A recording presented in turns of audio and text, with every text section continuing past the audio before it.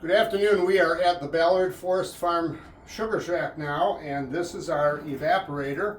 This is the main tank, and this is a warming tank. We use the warming tank so that the sap will warm up first before it gets distributed into the main tank. That way this is boiling and this will stay boiling. This preheats so that the sap going in isn't super cold, like what we took out of the forest, which was at 30 degrees.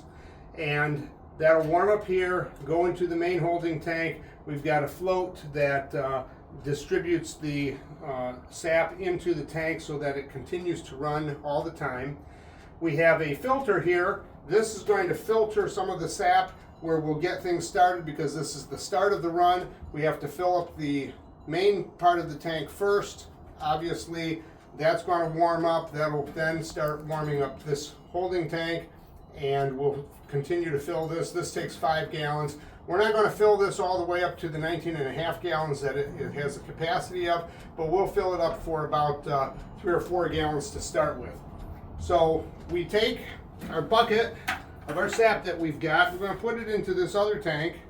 That way it's a little easier to handle. So we'll put a little bit of sap into there, and it's got sugar in it. And when you look, in fact, if the camera wants to come here, we'll show what happens when we take this and dump it in here. You'll see it kind of foam up a little bit. That foam is the sugar that's in the water.